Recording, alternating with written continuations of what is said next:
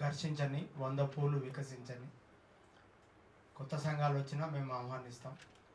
తెలంగాణ కోసం ఎన్ని సంఘాలైనా ఏర్పడవచ్చు, ఎంతమంది అయినా కొట్లాడవచ్చు. అట్లానే తెలంగాణ ఉద్యమం వీరోచితంగా నడుస్తున్నప్పుడు మా దగ్గర వచ్చి జర్నలిస్ట్గా చేరడమే కాకుండా ఒంటరిగా పోయి తెలంగాణ ద్రోహుల్ని నిలదీసి ఒక్కడే ఆ సభలో తెలంగాణ ద్రోహుల్ని గెరవ్ చేస్తాడు మార్వాడి సుదర్శన్. అట్లానే ఇంతకుముందు ఎవరు తెలంగాణ కోసం పనిచేసినారు అనేటప్పుడు బోయులో కొంతమంది పిల్లలు దానం నాగేందర్ రాజీనామా చేయాలని ఆయన ఇంటి దగ్గర పోయి ధర్నా చేశారు. ధర్నా చేస్తే ఆ పిల్లల్ని రూమ్లో పడేసి విపరీతమైన కొట్టుడు కొడుతుంటే హాహాకారాలతోటి నేను అప్పుడు ఏబిఎన్లో ఉన్నా. ఫోన్ చేస్తే నేను వ్యాన్ తీసుకొని పోయి ఇడిపించుకొచ్చిన.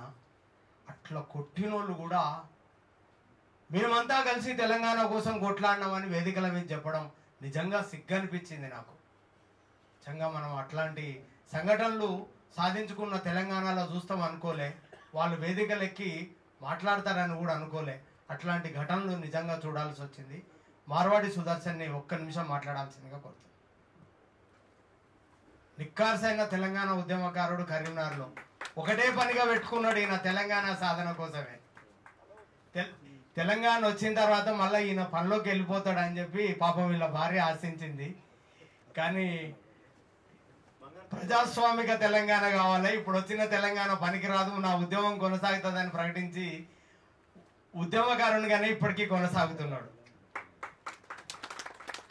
జనం కొరకు జనం సాక్షి మరి చీఫ్ ఎడిటర్గా అన్న రైమాన్ అన్న గారు, మరి ఈ వేదిక అన్నది మన ఆత్మగౌరవ వేదికగా భావిస్తూ మరి వేదిక మీద ఆశించిన జస్టిస్ సుదర్శన్ రెడ్డి గారు, మరి ఉద్యమాన్ని సకల జనులను సబ్బండ వర్గాలను తీసుకొని ప్రజాస్వామిక తెలంగాణకై ఉద్యమించిన ప్రొఫెసర్ కోదండరామ్ సార్, అదే మాదిరిగా ఆంధ్రజ్యోతి చీఫ్ ఎడిటర్ సీనన్న గారు, అదే మాదిరిగా మునీరన్న గారు, మరియు ఇక్కడికి వచ్చిన అందరికీ ఉద్యమాభివందనాలు. 1200 అమరుల త్యాగాల సాక్షిగా సాధించిన తెలంగాణను నా బిడ్డ, నా కొడుకు వలస అన్నవాడు, నేను కాపరి కుక్క అన్నవాడు రాజ్యం వెళ్తూ కనీసం కదలనీయకున్నా కానీ మూమెంట్ను ముందుకు తీసుకుపోయిన ఘనత ఎంతో కొంత జర్నలిస్టులదే. మరి అలాంటి పాలన అనేది దోపిడి పాలన పోయి ఇప్పుడు వచ్చిన పాలన అన్న కనీసం కొన్ని సూచనలు మంచి చెప్తున్నారు. ఏంటంటే ప్రభుత్వ ఉద్యోగి వారి పిల్లలను ప్రభుత్వ బడిలోనే చదివిపియాలి, ఇది ఒకటి మంచిగా కొంచెం అనిపిస్తుంది.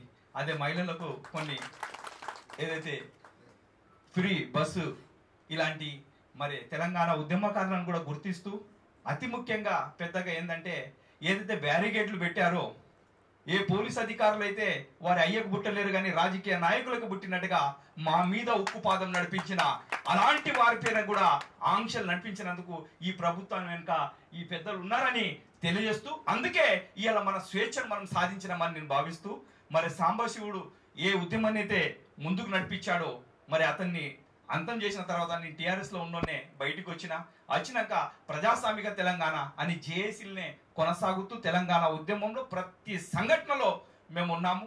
అప్పుడు తెలంగాణ రాకముందు అంటే తెలంగాణ జేఏసీ రాకముందు కూడా అప్పుడు కూడా తెలంగాణ రాష్ట్ర సమితిలో అది ప్రజా తెలంగాణ అనుకున్నాం.